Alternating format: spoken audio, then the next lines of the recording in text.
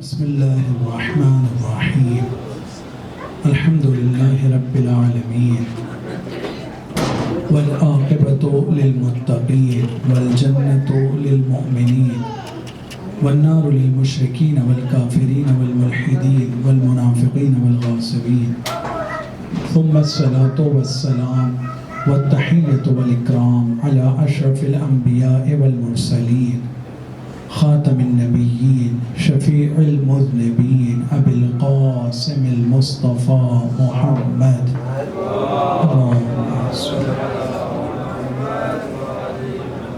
وعلى آل بيته الطيبين الطاهرين المعصومين المظلومين المنتجبين المنتخبين واللعنة الدائمة على أعدائهم أجمعين من يومنا هذا إلى قيام يوم الدين.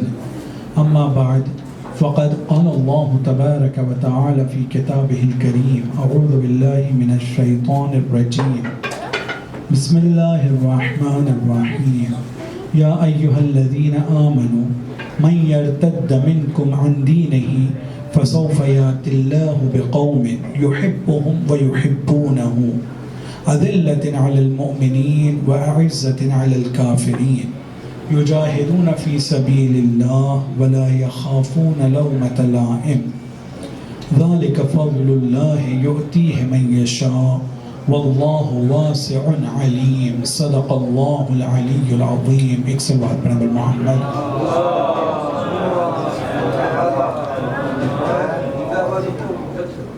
خداوند عالم قرآن مجید میں ارشاد فرماتا ہے: اے ایمان لانے والوں، ایمان لانے کے بعد اگر تم میں سے کوئی اس پر عمل کرنے سے رک جاتا ہے، مرتد ہو جاتا ہے، منحرف ہو جاتا ہے، فسوف یأتی اللہ، تو ان قریب خداوند عالم ایک ایسی قوم کو کہ جو تمہارے بدلے میں آئے گی اور اس کے اندر کچھ خاصیتیں پائی جائیں گی، اس قوم کے لوگ جو ہوں گے خدا ان سے محبت کرے گا، وہ لوگ خدا سے محبت کرنے والے ہوں گے۔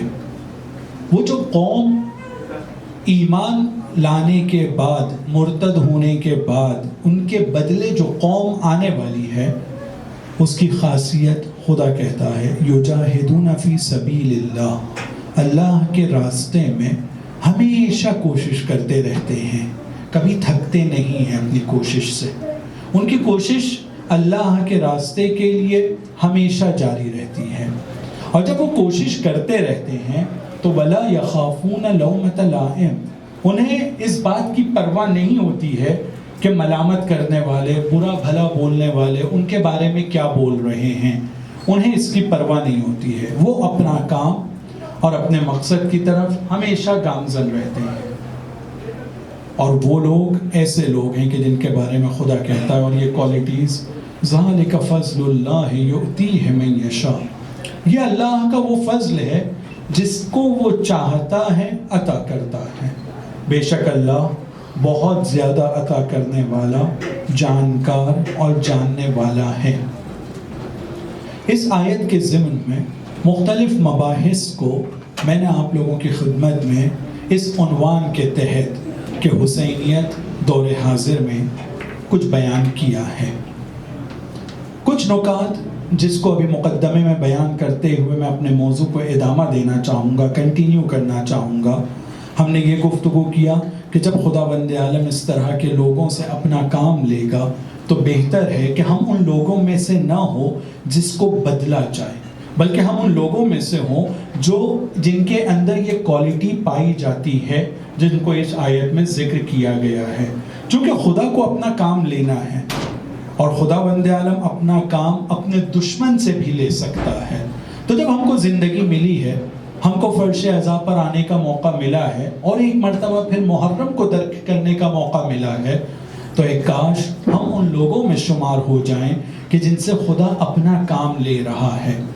اپنا کام کرنے کے لیے اور خدا کے راستے میں گامزن ہونے کے لیے ہم لوگوں کی ذمہ داری ہے کہ ہم پہلے مرحلے میں پہچانیں کہ خدا ہم سے کیا چاہتا ہے، یہ فرش ازا جہاں پر ہمیں آنے کا موقع ملا اور ہم اس پر فخر محسوس کرتے ہیں، اور واقعاً یہ ہم لوگوں کے لیے ذخیرہ دنیا اور آخرت دونوں جگہ ہے، اس فرش کے تقاضے ہم سے کیا ہوتے ہیں؟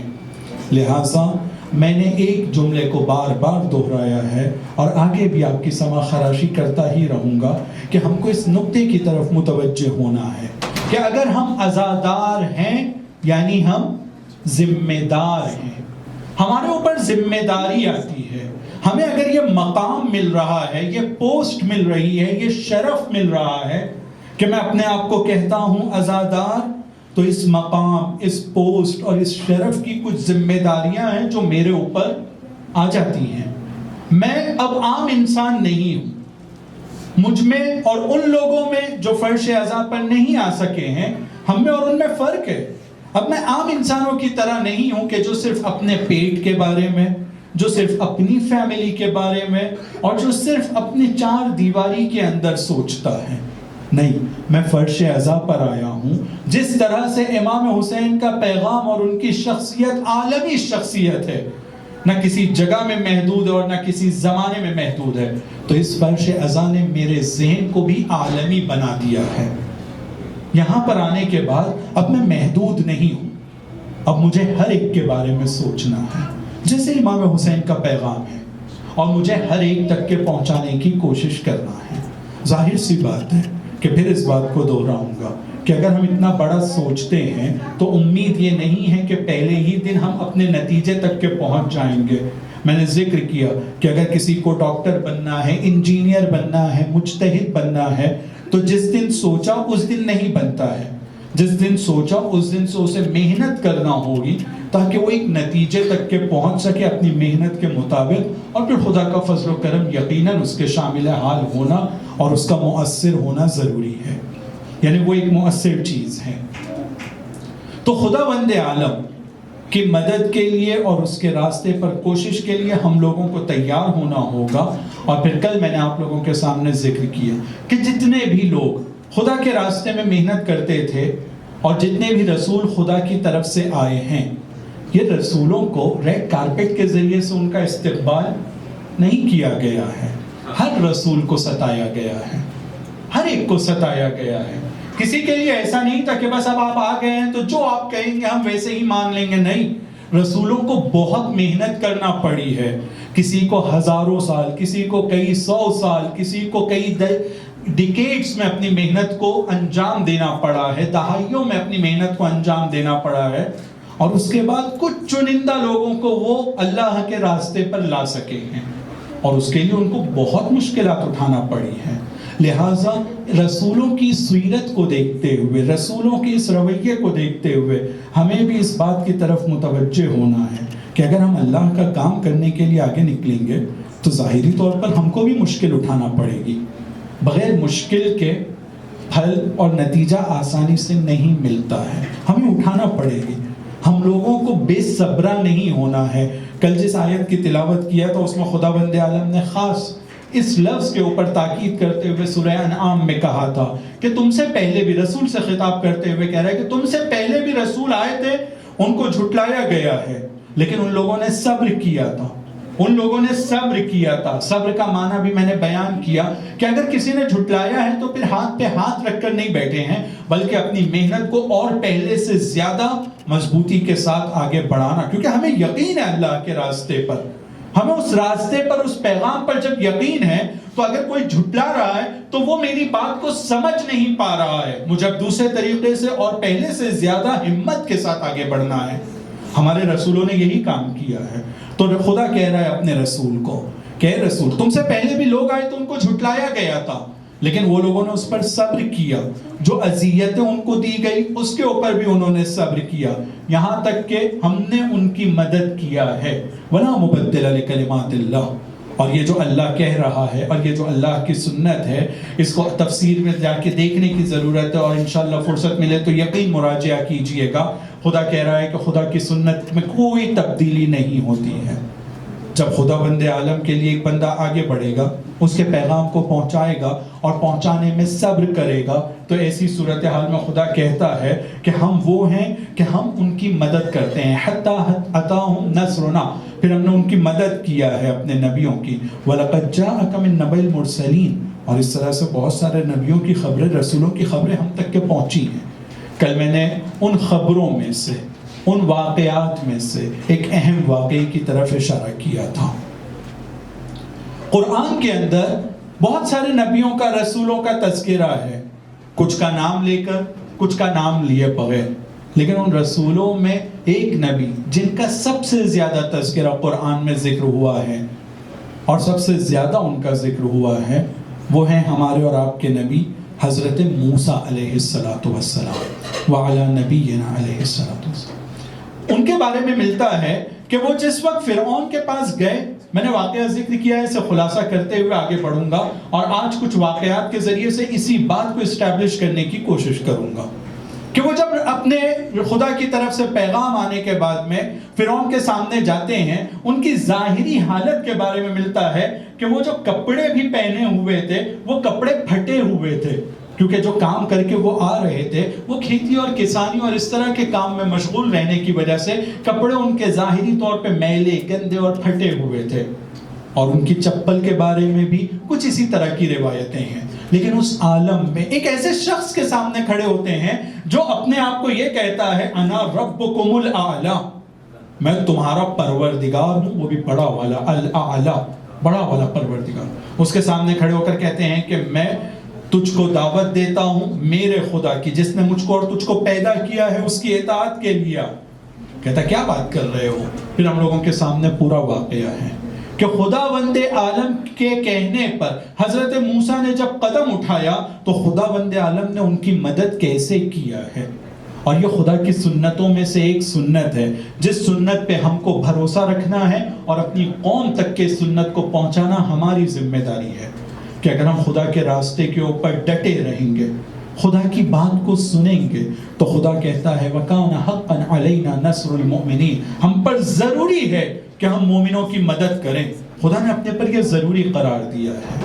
ہاں عزیزو، اگر ہم تاریخ اسلام کو، رسول خدا کی تاریخ کو، اور اس وقت کے جو ہم جس اسلام اور جس رسول کو مستقیماً مانتے ہیں، حضرت موسیٰ بھی ہمارے رسول اور نبی ہیں، حضرت موسیٰ پر بھی ہمارا ایمان ضروری ہے، لیکن حضرت رسول خدا کی زندگی اور ان کے سال ولادت کے واقعات کو بھی اگر ہم غور سے دیکھنا شروع کریں تو ہمیں یہ محسوس ہوگا کہ خداوند عالم ان لوگوں کے لیے جو خدا کے راستے میں کھڑے ہوتے ہیں انہیں کبھی اکیلا نہیں چھوڑتا ہے۔ ظاہری طور پر دکھنے میں وہ بہت معدود ہوتے ہیں، گنے چنے ہوتے ہیں، جن کو انگلیوں پر گنا جا سکتا ہے، لیکن چونکہ وہ خدا کے راستے کے لیے کھڑے ہیں، خدا ان کو اکیلا نہیں چھوڑے گا۔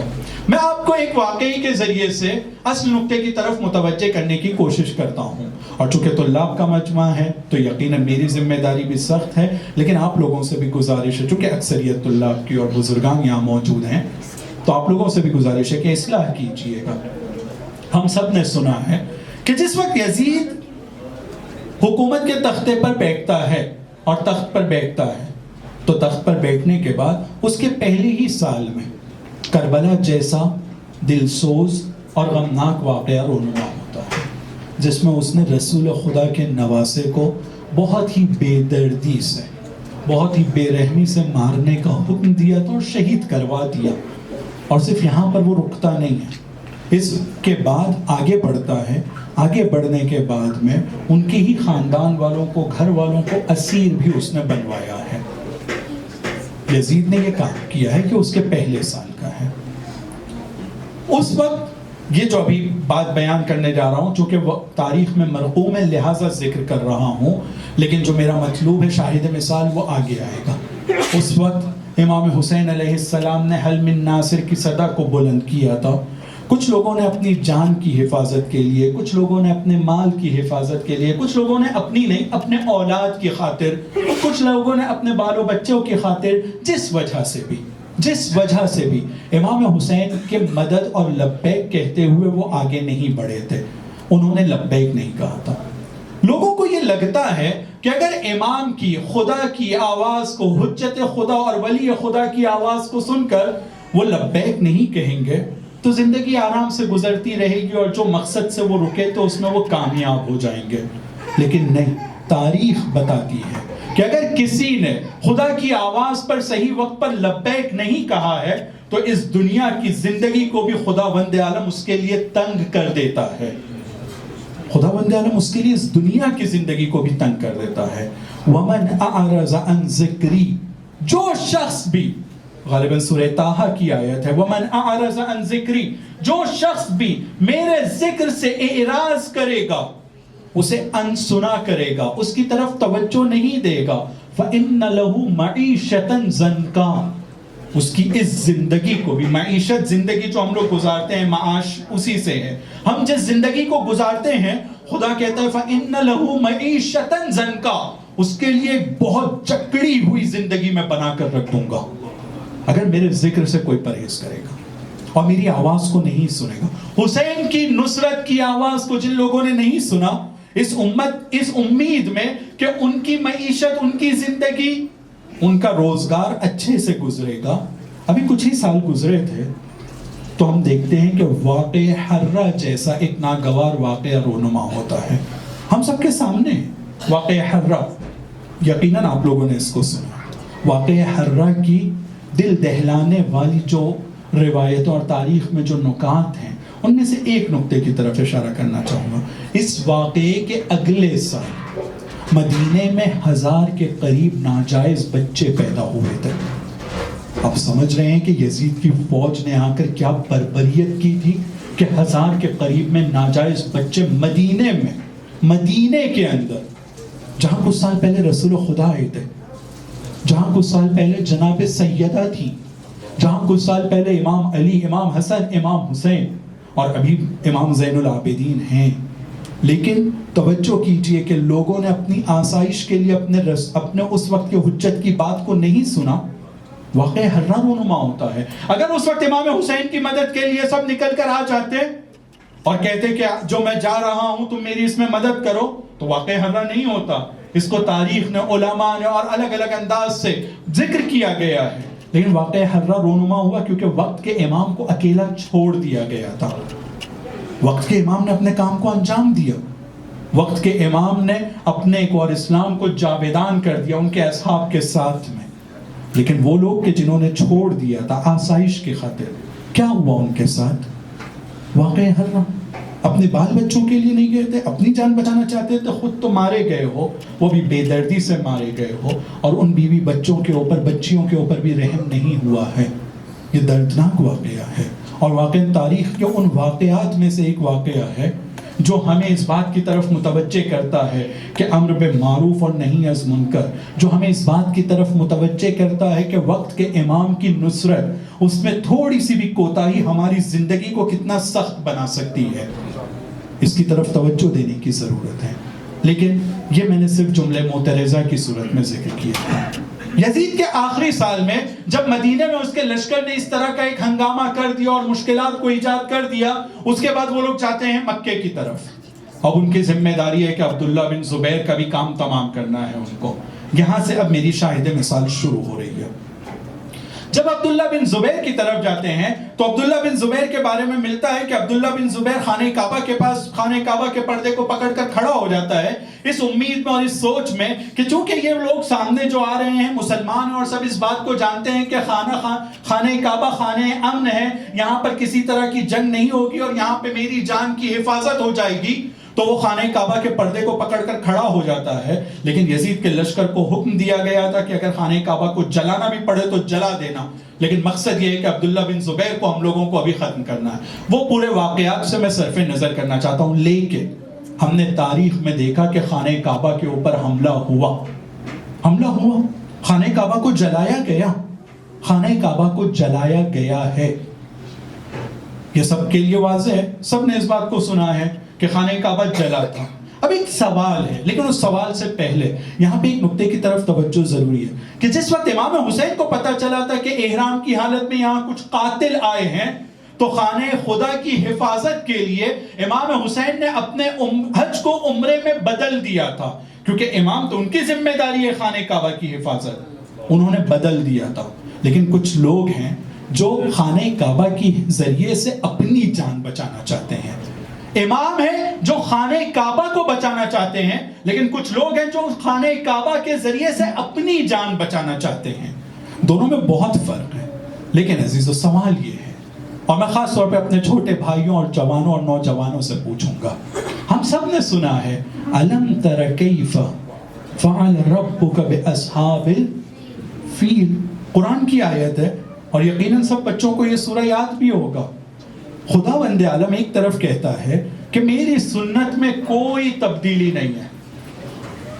خدا نے یہ کہا ہے لن تجد لسنت اللہ تبدیلا ولن تجد لسنت اللہ تحویلا لا مبدل لکلمات اللہ، اور اس طرح کی بہت ساری آیت ہم سب نے سنا ہے.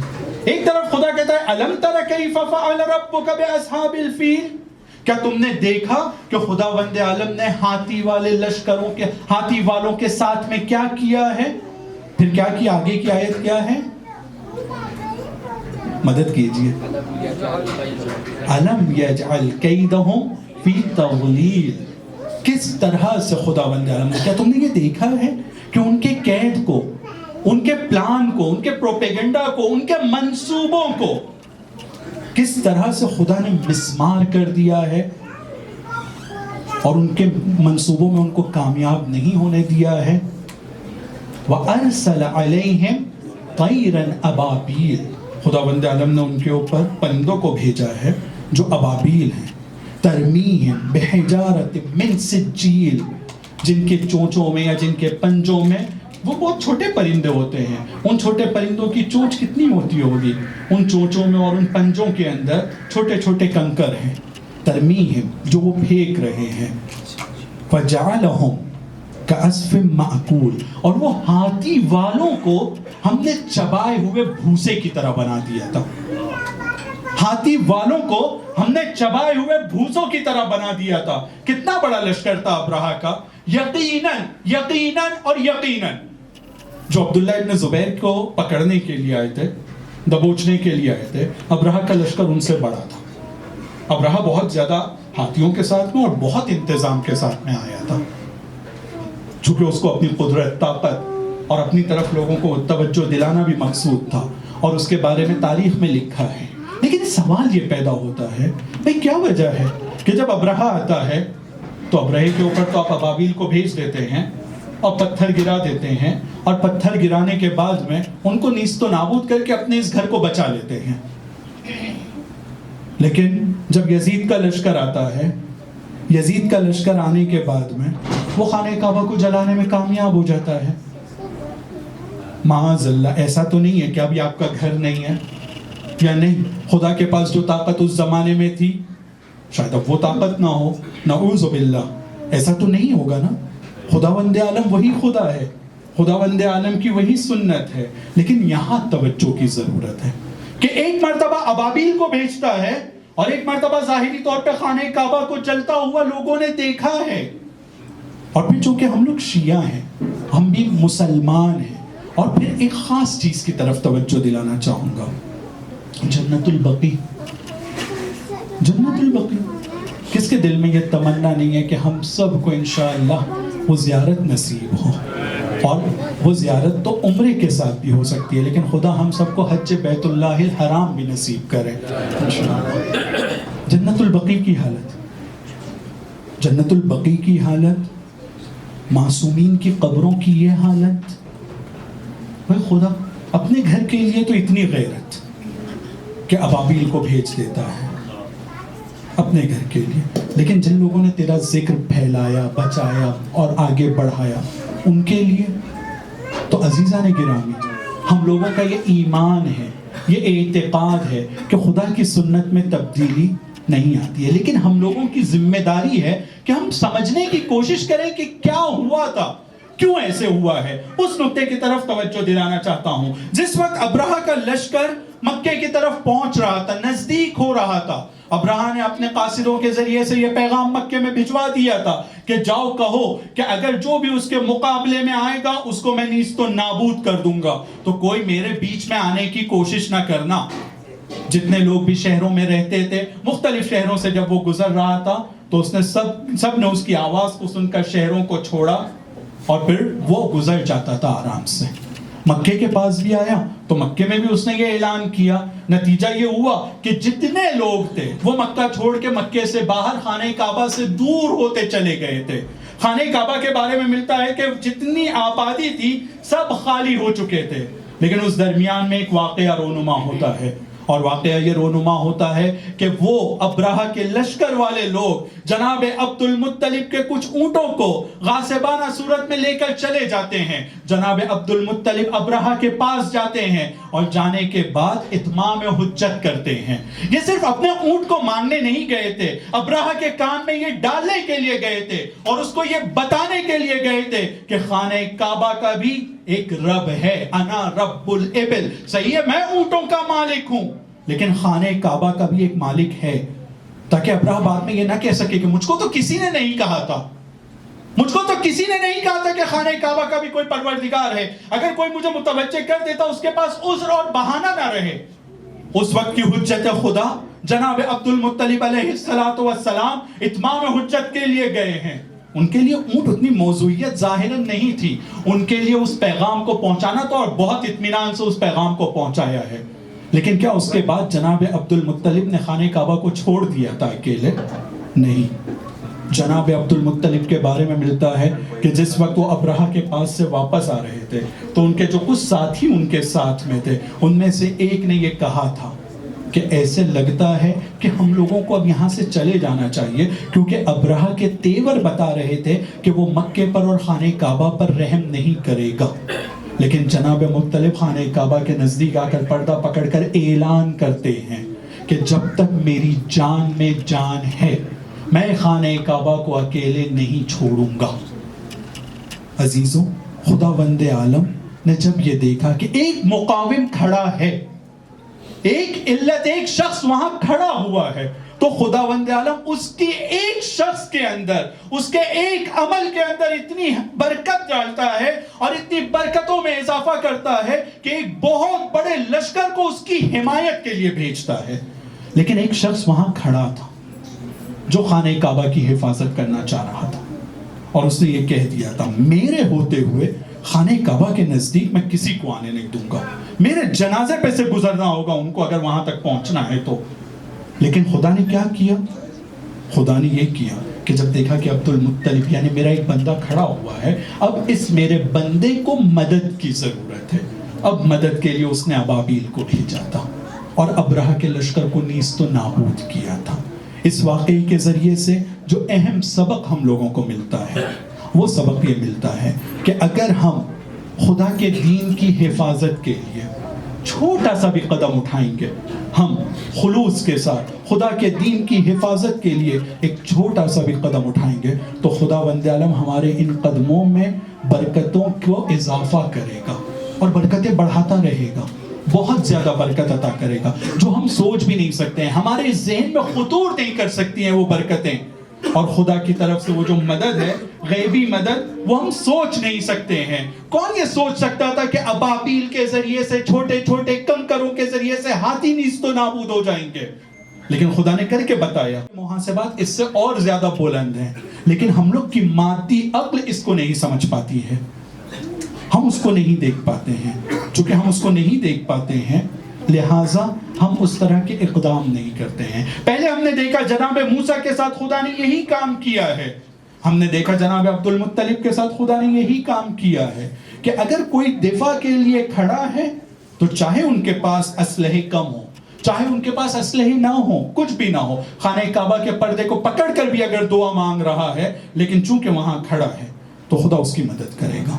اور اسی طرح سے چاہے وہ جنت البقیع کا واقعہ ہو، دل دہلا دینے والا اور دل کو افسوس میں مبتلا کرنے والا، یا آج ہم مدافعین حرم کو دیکھ لیں، اگر طاقت کے اعتبار سے دیکھا جائے عزیزو تو طاقت کے اعتبار سے یہ ذکر کرنا چاہوں گا کہ اس زمانے کے جو آل سعود تھے، اس زمانے کے جو آل سعود تھے، ان کی طاقت آج کے استکبار کے مقابلے میں بہت کم تھی۔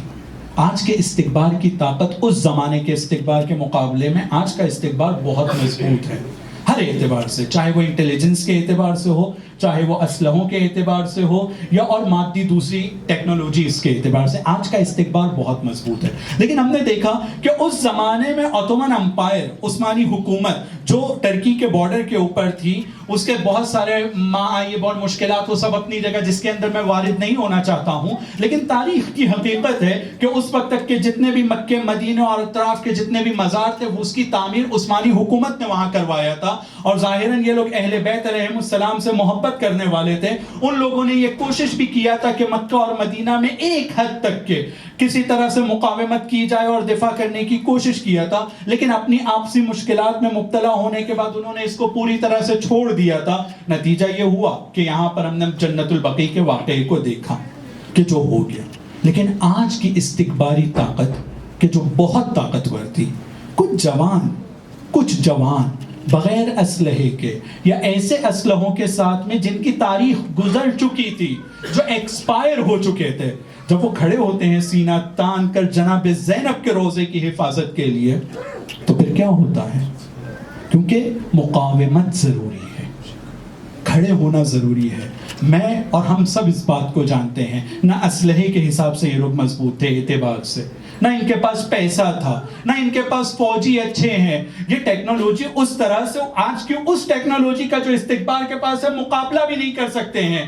ان کے کہیں پر بھی یہ نہیں ٹھہرے ہوئے. اللہ انشاءاللہ ان کو یہ نوبت اور یہ فرصت عطا کرے گا کہ یہ چوٹی پر پہنچیں گے. لیکن آج بہت ساری مشکلات ہیں. لیکن ان کے جوان جب کھڑے ہوتے ہیں تو ایک طرف ہم دیکھتے ہیں کہ جنت البقیع منہدم ہوا، جو بہت دردناک ہے. انشاءاللہ امام زمانہ کے توسل سے یہ دعا ہے کہ جلد از جلد تعمیر ہو انشاءاللہ اور ہم سب کو زیارت نصیب ہو. ہم یہ دیکھتے ہیں دوسری طرف کہ جناب زینب کے روضے کی حفاظت ہوتی ہے، اور نہ صرف حفاظت ہوتی ہے، ایک ایک کر کے استکبار کا ایک ایک نمائندہ اپنے تھوکے ہوئے کو چاٹتا ہے. واپس پلٹ کر کس طرح سے اپنے روابط کی بات کر رہے ہیں. یہ چھوٹی بات نہیں ہے کہ آج کے زمانے میں ایمان کی طاقت کے جو لوگ تھے، ایمان کی طاقت والے لوگ، ان کی مقاومت کا ہی نتیجہ ہے کہ یہ کہا گیا ہے کہ سامنے سے یہ درخواست آئی تھی کہ ہم اپنا رابطہ آپ کے ساتھ برقرار کرنا چاہتے ہیں. ہم سے غلطی ہو گئی تھی 7 سال پہلے جو ہم نے رابطہ توڑا تھا، اور وہ لوگوں نے رابطہ برقرار کیا. اور ایسی بہت ساری چیزیں. کیوں؟ کیونکہ مقاومت کی ضرورت ہے. اگر مقاومت ہے تو خداوند عالم کی سنت یہ ہے کہ اگر مقاومت ہوگی تو ہم تمہاری مدد کریں گے. ایک صلوات پڑھیں بر محمد و آل محمد.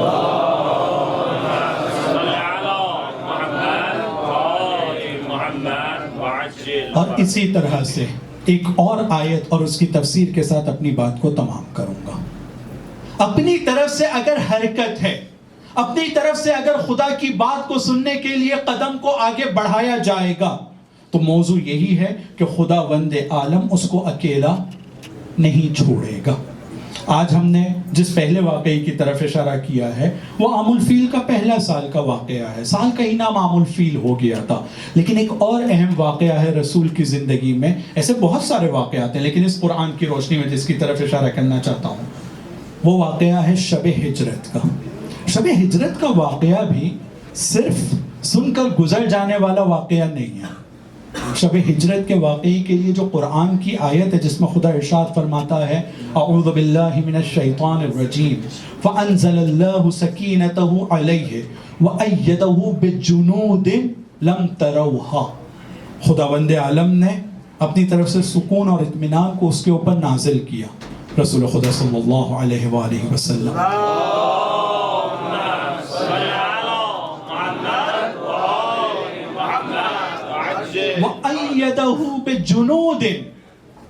وَأَيَّدَهُ بِجُنُودٍ. یہاں افاضل کا مجمع ہے. جنود جند کی جمع ہے. جند بھی ایک فرد نہیں ہوتا ہے.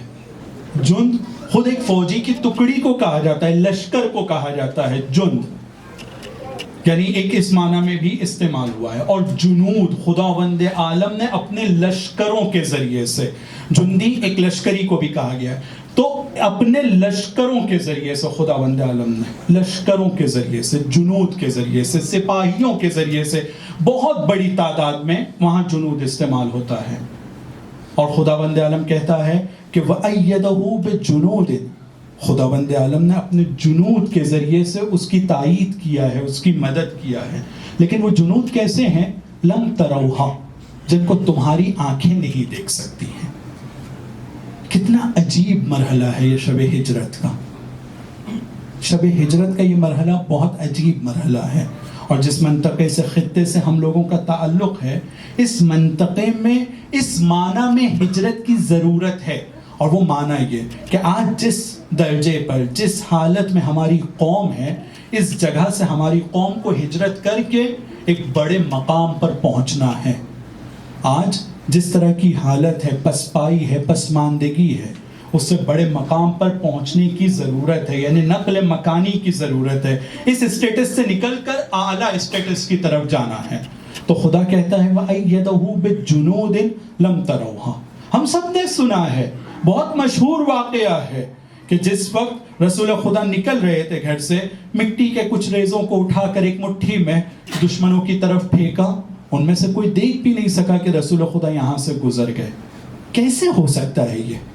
ہم لوگ کی عقل میں یہ آنے والی بات نہیں ہے. لیکن اس کے لیے ضروری ہے کہ ایمان بغیب ہونا چاہیے. اس کے لیے ضروری ہے کہ ہم یہ بھروسہ رکھیں کہ ایک غیب کی طاقت ہے اس دنیا میں، اور غیب کی طاقت سے اگر ہم اپنے آپ کو وصل کر دیں گے تو ہماری طاقتیں بھی اس کی طاقت کی وجہ سے در واقع وہ بھی بے نہایت ہو سکتی ہیں. پہلے ہمیں اس پر ایمان ہو، غیب کی طاقت پر، اور پھر اس کے بعد اپنے آپ کو جوڑنا ہے اور اپنی قوم کو یہ پیغام دینا ہے کہ نہیں، اس دنیا میں صرف یہ ظاہری آنکھوں سے دکھنے والی طاقتوں کو کچھ نہ سمجھو.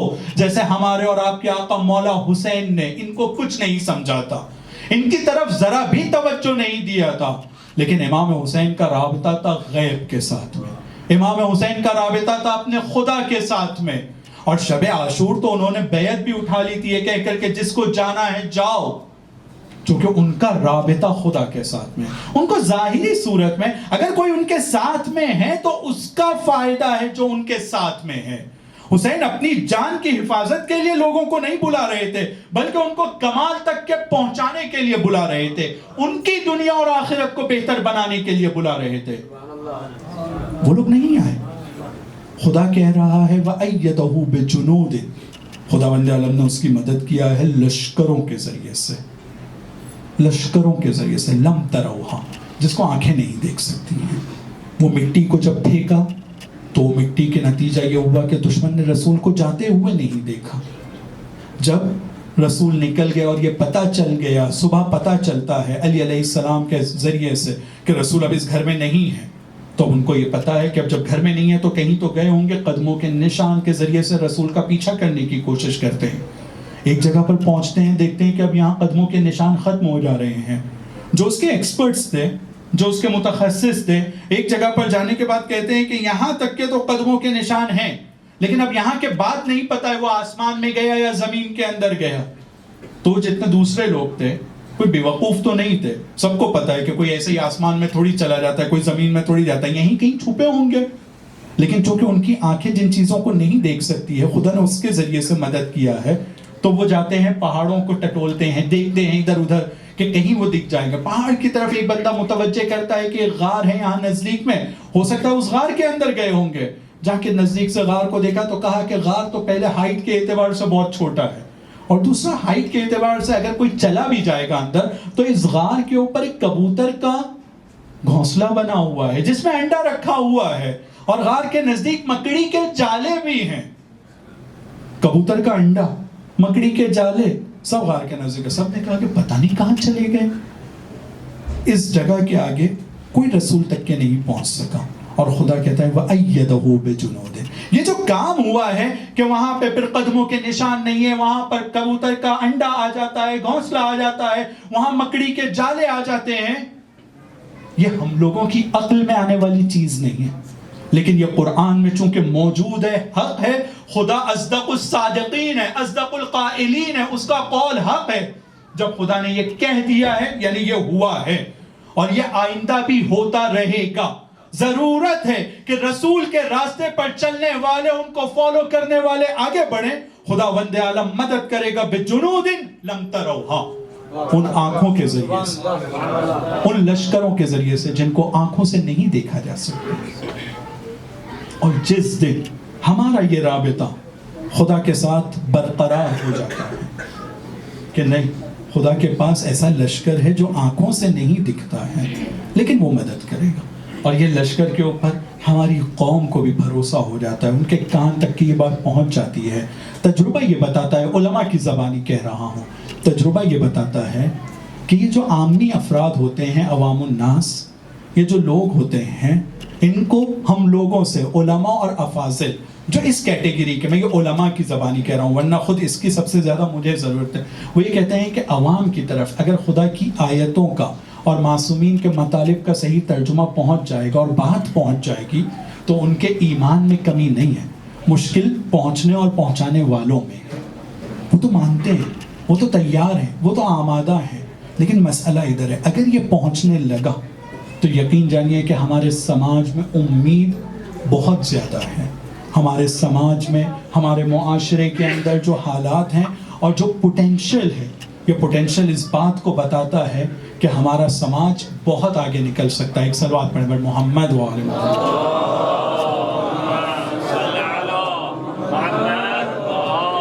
مجھے اشارہ کیا جا رہا ہے کہ آپ لوگوں کو زحمت دوں کہ آپ لوگ آگے کی طرف تشریف لیں، اس طرف جگہ ہے. ایک صلوات کے ساتھ محمد و آل محمد. اللہم صل علی محمد و آل محمد. صلوات کا ثواب آپ لوگوں کو ملا، لیکن باہر والوں کی زحمتیں کم نہیں ہوئی ہیں. آپ آگے تشریف لائیں.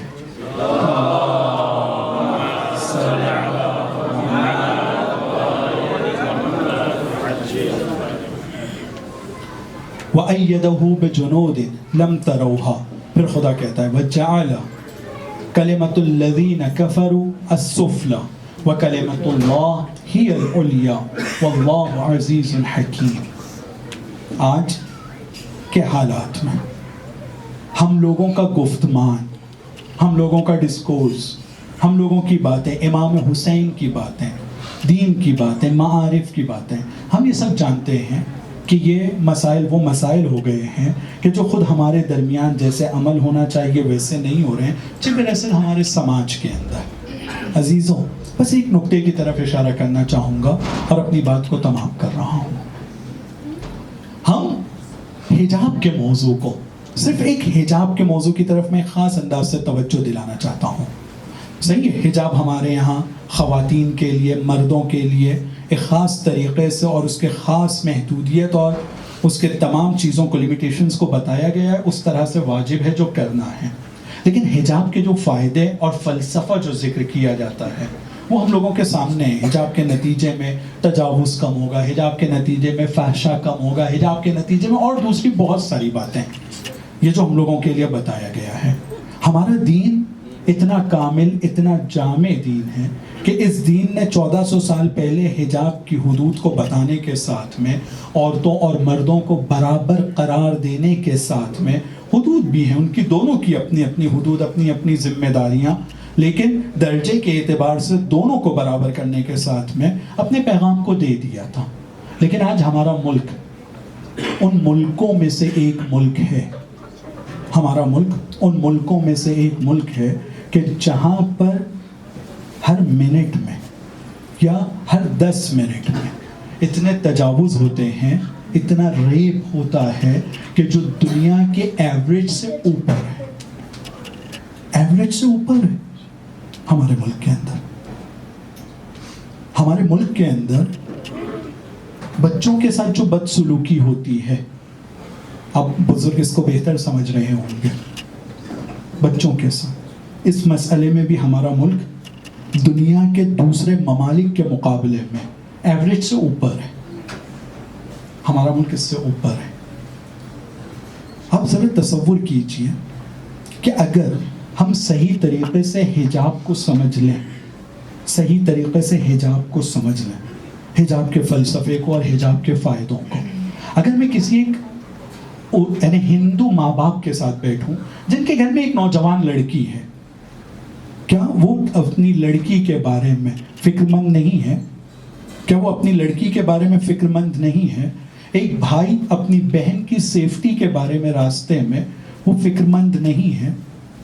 ایک باپ اپنی بیٹی کے لیے، ایک بھائی اپنی بہن کے لیے، ایک شوہر اپنی بیوی کے لیے، اور اسی طرح کے جتنے بھی یہ رشتے ہو سکتے ہیں، سب اپنے ناموس کے لیے تو فکر مند ہوتے ہی ہیں نا.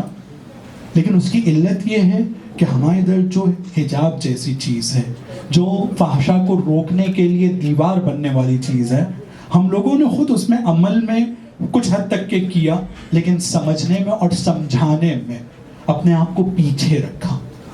نتیجہ کیا ہوا کہ آج ہمارا ملک اس طرح کی بربریت اور فحشا میں دوسرے ملکوں کے ایوریج سے اوپر کی طرف ہے.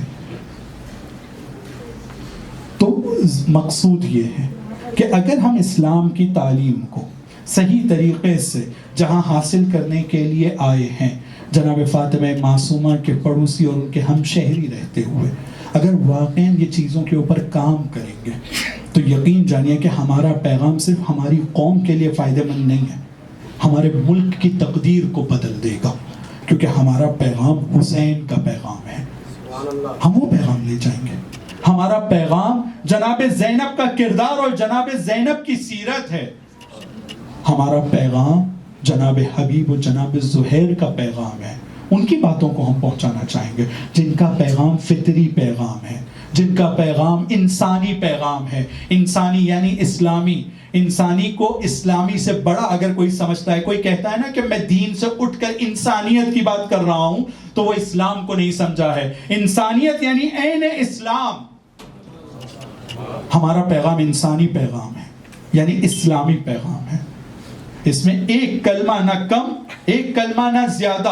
عین انسانیت اسلام ہے، اسلام انسانیت ہے. فطرت ہے، یہی فطرت ہے. یہ الگ بات ہے کہ ہم نے چونکہ اس کے کسی ایک حصے کو سمجھا اور ایک کو نہیں سمجھا ہے، تو ہم اس طرح کے مغالطے کا شکار ہو جاتے ہیں. لیکن یہ پیغام کی ہمارے ملک کو، سب سے پہلے ہم کو اور پھر ہمارے ملک کو ضرورت ہے. اور یہ جتنی چیزیں یہاں ذکر ہوتی ہیں، جتنے ادب و آداب ذکر ہوتے ہیں، ہمیں اسے صرف سننا نہیں ہے.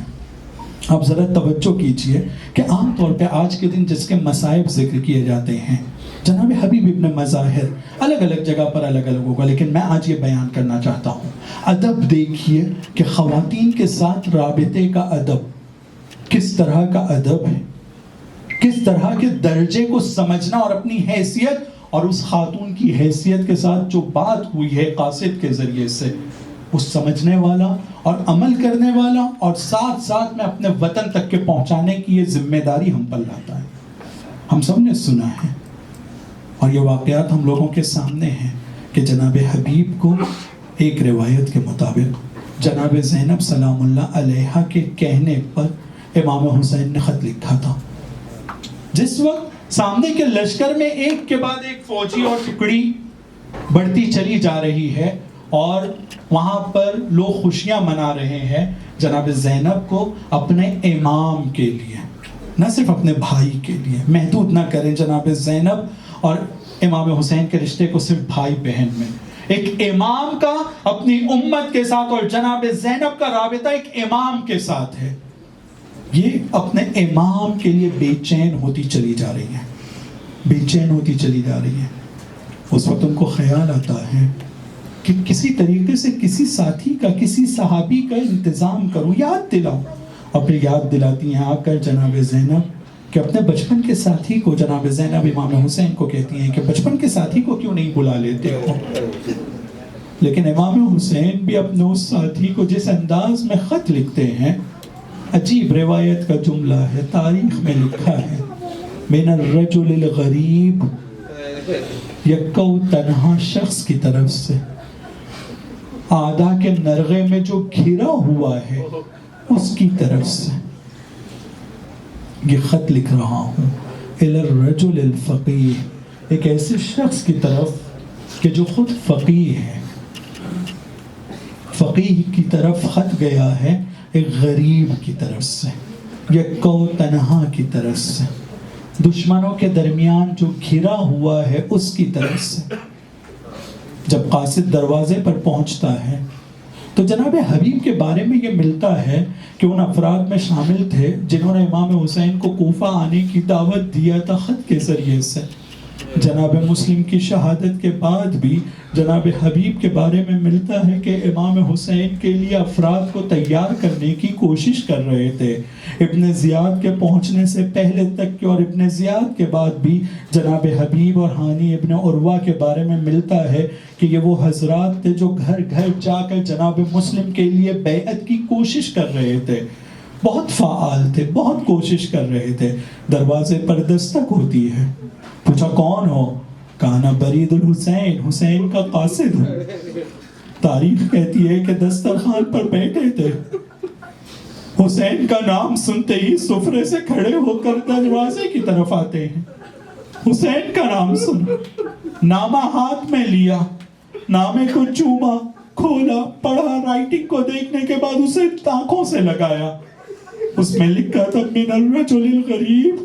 حبیب جیسے شخص کے لیے حسین کی اس حالت کو سننا مصیبت کا ایک بڑا پہاڑ تھا کہ حبیب پڑھ رہے ہیں کہ میرا آقا، میرا مولا دشمنوں کے نرغے میں گرفتار ہو گیا ہے۔ لیکن حبیب نے چہرے پر اپنے جذبات کو ظاہر نہ ہوتے ہوئے اپنی زوجہ کی طرف دیکھا۔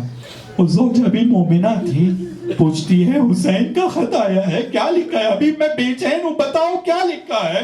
کہا کہہ رہے ہیں کہ کربلا میں دشمنوں نے گھیر لیا ہے، اپنے اہل حرم کے ساتھ ہیں، مجھے وہاں طلب کر رہے ہیں۔ اس زوجہ نے بے ساختہ کہا حبیب کیا سوچ رہے ہو؟ حبیب کیا سوچ رہے ہو؟ کہا تیرا کیا ہوگا؟ اے حبیب حسین دشمنوں کے درمیان اہل حرم کے ساتھ اور تم میری فکر میں لگے ہو۔ حبیب جاؤ حسین کی مدد کے لیے، حبیب جاؤ حسین کی مدد کے لیے۔ عزادارو اپنے غلام کے ذریعے سے گھوڑے کو کوفے کے باہر بھیجا، کیونکہ ان کے اوپر کڑی نگرانی تھی، خود اس طرح سے نکل نہیں سکتے تھے۔ غلام کو بھی سکھا کر بھیجا کہ اگر کوئی پوچھتا ہے کہاں جا رہے ہو تو کہہ دینا کہ کسی کھیت کی طرف جا رہے ہو، کسی کام سے جا رہے ہو، یہ نہ بتانا کہ میں نے تم کو کیوں بھیجا ہے۔ وہ غلام باہر کھڑا اپنے آقا کا انتظار کر رہا ہے، حبیب کو پہنچنے میں تاخیر ہوتی ہے۔ غلام گھوڑے سے کہہ رہا ہے اے گھوڑے گھبرانا نہیں، اگر میرا آقا نہ آیا تو میں اپنے مولا کی مدد کے لیے تیرے ساتھ جاؤں گا۔ بس حبیب نے یہ سنا، کہتے ہیں میرے آقا آپ کی تنہائی، آپ کی غربت، یہ کہہ کر اپنے غلام کو کہا کہ اے غلام جہاز میں نے تجھ کو آزاد کر دیا۔ غلام کہتا ہے کہ جب تک کہ راحت کی زندگی تھی، آرام کی زندگی تھی، مجھ کو اپنا ہم پیالہ ہمنے والا رکھا تھا، لیکن اب جب مولا کی مدد کا وقت آ رہا ہے مجھے آزاد کر رہے ہو، نہیں میں بھی چلوں گا۔ اپنے ساتھ لے کر کربلا پہنچتے ہیں۔ کربلا اب تکبیر کی آواز سے گونجتا ہے۔ جناب زینب حبیب کو اپنا سلام بھجواتی ہیں، بس سلام کا پہنچنا تھا، حبیب دو زانو ہو کر بیٹھ جاتے ہیں۔ کیا غضب ہو گیا، مجھے شہزادی کو پہلے سلام کرنا تھا، یہ تو غضب ہو گیا۔ عزادارو جناب حبیب کی معرفت کا ایک واقعہ اور ایک مصیبت اور اپنی بات کو تمام کروں گا۔ روایت میں ملتا ہے جس وقت نماز کے لیے امام حسین کھڑے ہو رہے تھے ظہر کی، اس وقت امام حسین نے اجازت چاہی کہ سامنے جا کر کہا جائے کہ ہمیں نماز پڑھنے کی فرصت دی جائے، ہم نماز پڑھنا چاہتے ہیں۔ لیکن اس یزیدی قوم نے، یزیدی لشکر نے اس بات کے اوپر حامی نہیں بھری تھی۔ ایک شخص گستاخی کرتا ہے، امام حسین کے نزدیک سے گزرتے ہوئے کہتا ہے یہ نماز تمہیں کیا کام آئے گی؟ بس جیسے ہی اس گستاخی کو حبیب نے سنا تو برداشت نہ کر سکے، اس شخص کے اوپر حملہ کرتے ہیں، اسے واصل جہنم کرتے ہیں۔ کچھ لوگوں نے مل کر حبیب پر حملہ کیا۔ حبیب گھوڑے پر زخموں کی تاب نہ لا کر زمین کربلا آتے ہیں۔ اب امام حسین ہیں، حبیب کے سر کو اپنے گود میں رکھتے ہیں اور اس طرح سے حبیب اس دار فانی سے دار بقا کی طرف کوچ کر جاتے ہیں۔ الا لعنت اللہ علی القوم الظالمین وسيعلم الذين ظلموا أي منقلب ينقلبون۔ خدایا ہمارے اس مختصر سے عمل کو قبول فرما. خدایا امام زمانہ کے ظہور میں تعجیل فرما. ہمیں ان کے اعوان و انصار مددگاروں میں اور ان کی رکاب میں شہادت کا درجہ نصیب فرما.